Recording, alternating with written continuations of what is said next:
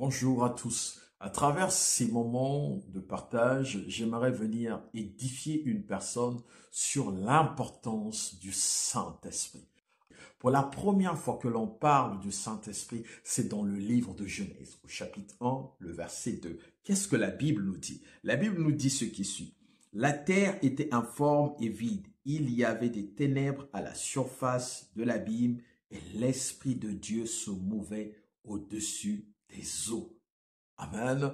La Bible nous montre ici que l'Esprit de l'Éternel, l'Esprit de Dieu était au-dessus des eaux. La terre était informe et vide. Et ce terme informe et vide est qualifié comme étant le touillou-bouillou. En fait, c'était le chaos. C'est dans des moments difficiles, c'est dans des moments chaotiques, c'est dans des moments où tu te sens certainement perdu. Perdu dans les objectifs, perdu dans le mariage, perdu dans le travail, perdu certainement dans la vision que tu veux commencer, dans la vision des choses que tu avais établies, mais ta vision est certainement floue. C'est dans ces moments-là où tu dois chercher une communion intense avec le Saint-Esprit pour dire Saint-Esprit, j'ai besoin de toi. C'est alors que tu vas vraiment savourer l'importance du Saint-Esprit. Et c'est ce que Paul aussi vient montrer quand il arrive vers ses disciples qui sont baptisés par Apollos. Apollos était un disciple de Jean-Baptiste et qui ne connaissait qu'en fait le baptême de repentance. Le baptême que Jean-Baptiste avait l'habitude de faire quand il appelait tout le monde dans le désert à venir se baptiser. Et ce qui se passe en fait, nous allons le lire dans le livre de Actes 19, le verset 1. Qu'est-ce que la Bible dit jusqu'au verset 6? Nous allons découvrir réellement l'importance du Saint-Esprit dans la vie d'un chrétien. Je lis dans le nom du Seigneur, là où tu es, tu m'écoutes et il y a quelque chose de nouveau qui va se passer dans ta vie. La Bible me dit, pendant qu'Apollos était à Corinthe, Paul, après avoir parcouru les hautes provinces de l'Asie, arriva à Éphèse. Ayant rencontré quelques disciples, il leur dit, avez-vous reçu le Saint-Esprit quand vous avez cru? Ils lui répondirent, nous n'avons pas entendu dire qu'il y ait un Saint-Esprit. Il dit, de quel baptême avez-vous donc été baptisés? Ils répondirent, du baptême de Jean.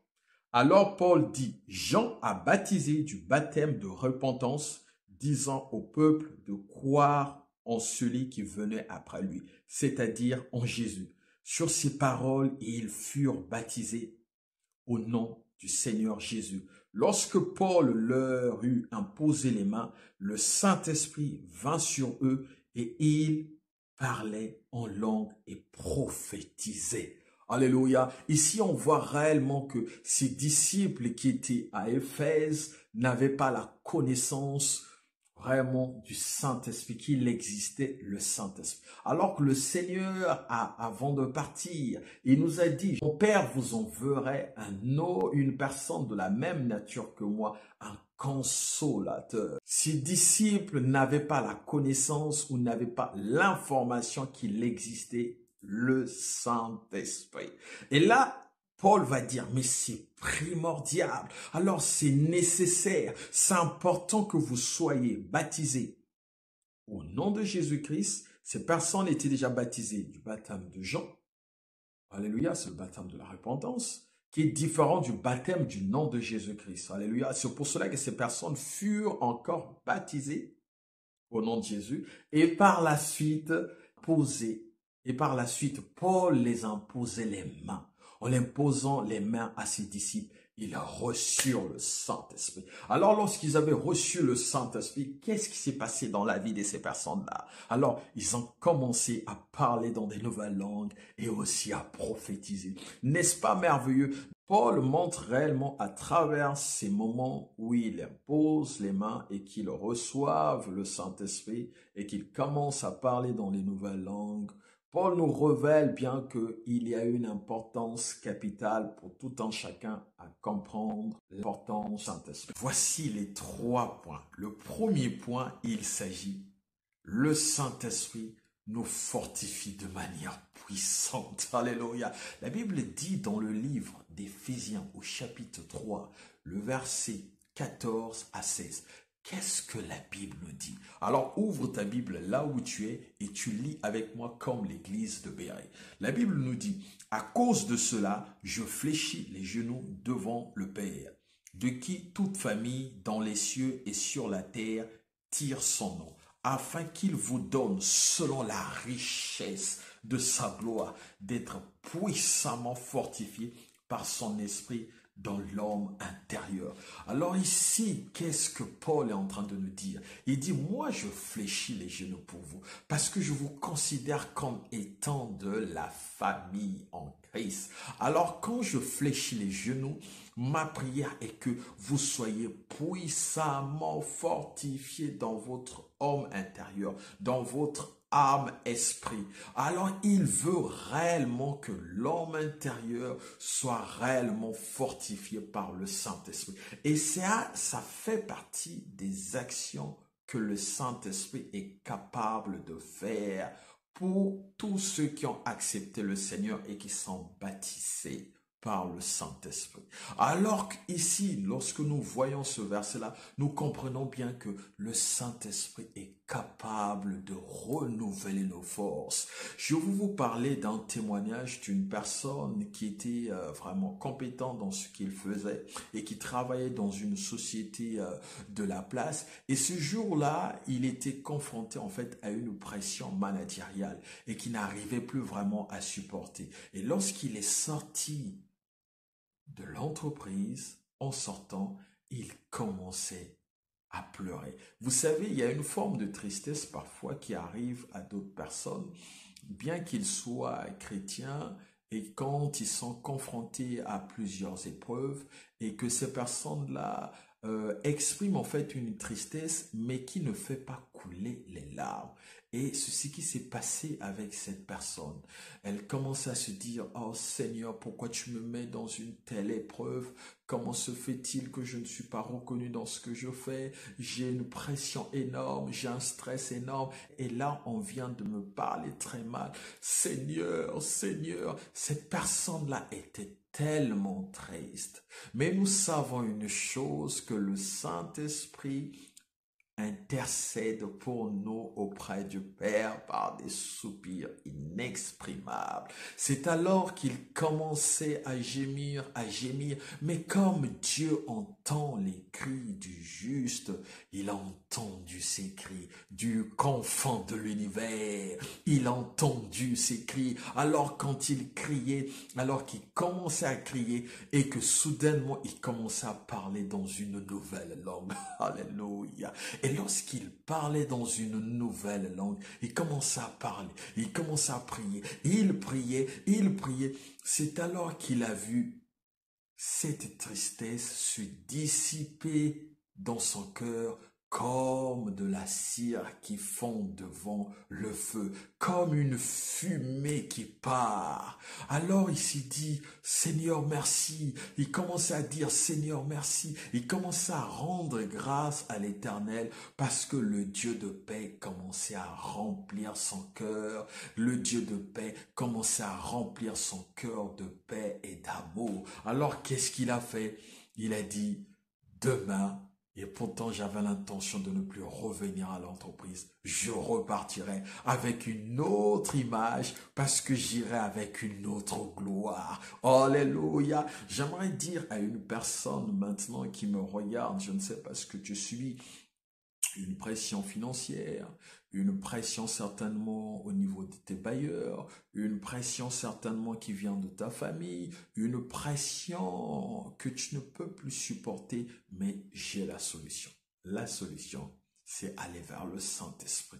Il comprend tes cris, il est capable de les décoder, il est capable de te donner la force qu'il faut. Alléluia.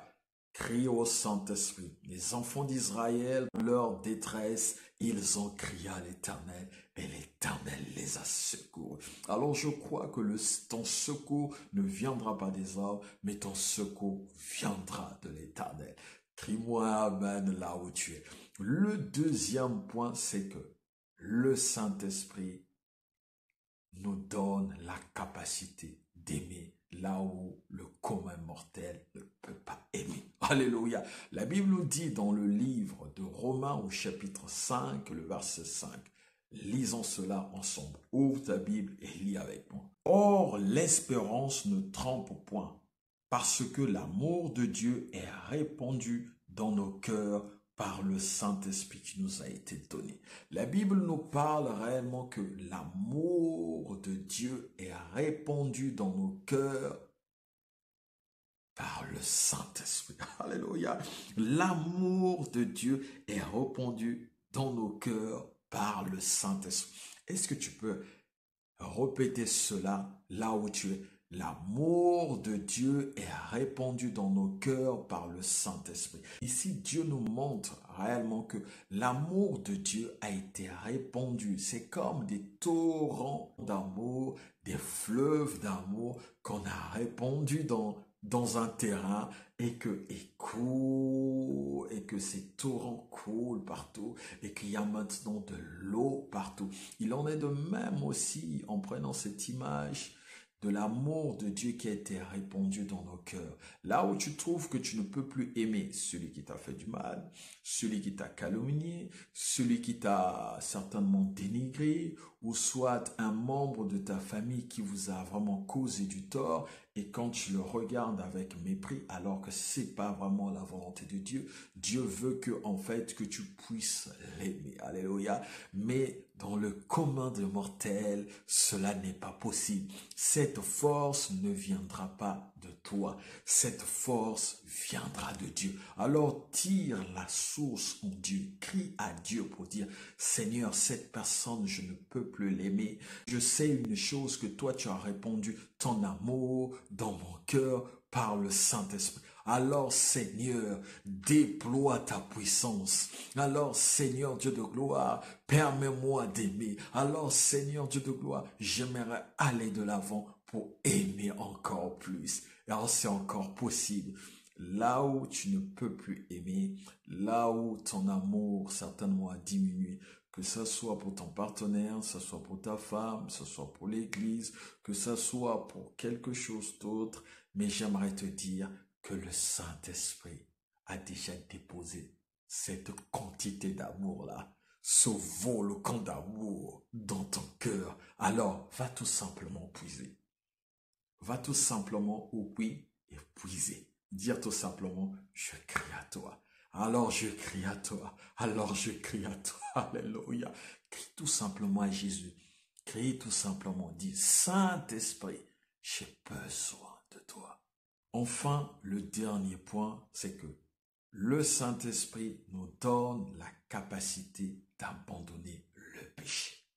La Bible nous dit dans le livre de 1 Thessaloniciens au chapitre 4, le verset 7. Lisons cela ensemble. Car Dieu ne nous a pas appelés à l'impureté, mais à la sanctification. Le fait que Dieu ne nous ait pas appelés à l'impureté, mais plutôt à la sanctification, cela montre que tous ceux qui sont conduits par l'Esprit de Dieu et comme sont des fils de Dieu, le Saint-Esprit ne pourra jamais te conduire à l'impureté. Il te donnera toujours la force d'aller vers la sainteté. Mais c'est juste ta volonté qui va faire que le Saint-Esprit ne puisse pas te conduire, alors qu'il ne va pas te prendre avec force pour te dire tu abandonnes ce péché et que maintenant tu dois faire ceci. Non, c'est à toi de te laisser emporter, de dire Saint-Esprit. Alors je ne peux pas vraiment abandonner le vol. Je ne peux pas abandonner la masturbation. Je ne peux pas abandonner l'impudicité. Je ne peux pas abandonner ce deuxième partenaire que j'ai. Et je ne peux pas aussi abandonner ce péché que je cache à tout le monde. Tout le monde m'appelle par saint, mais alors que dans les coulisses, je fais des choses qui t'honorent pas. Alors que je crois que le Saint-Esprit est capable de te donner la force. Là où tu trouves que c'est encore impossible, Dieu peut tout. Là où tu te dis que tu ne peux pas, et là où tu sais bien que tu as fait peut-être un coaching là-dessus pour abandonner la drogue, pour abandonner certainement des stupéfiants, pour abandonner toutes choses qui n'honorent pas Dieu. Tu sais bien que ça c'est sale, tu sais bien que ça n'honore pas Dieu, mais tu le fais toujours. Mais je crois que Dieu est capable de te donner la force. Dieu est capable de te donner la force. Même si tu es tombé, la Bible dit que 7 fois le juste tombe et il se relève. Et j'aimerais attirer ton attention. Si tu es tombé, alors Dieu est capable de te relever. Ne regarde pas les hommes. Les hommes condamnent. Là où le jugement de l'homme condamne, l'amour vient libérer. L'amour vient sauver. L'amour vient accepter. Alléluia, Dieu t'accepte. Quel que soit le péché que tu as fait, Dieu t'accepte. Pour toi qui n'as pas encore accepté le Seigneur, il est encore grand temps de l'accepter.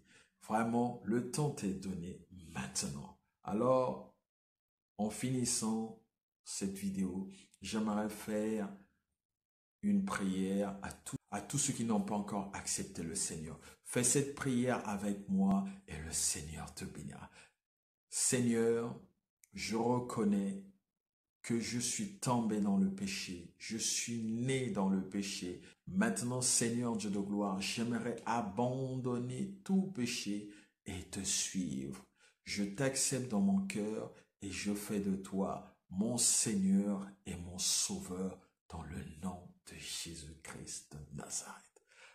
Tu es devenu chrétien, le Seigneur t'aime, le Seigneur t'aide et le Seigneur va t'accompagner. N'hésite pas de nous contacter, vraiment via tout simplement YouTube, écris-nous, vraiment c'est votre frère Badel, que l'Éternel vous bénisse. À très bientôt, au revoir.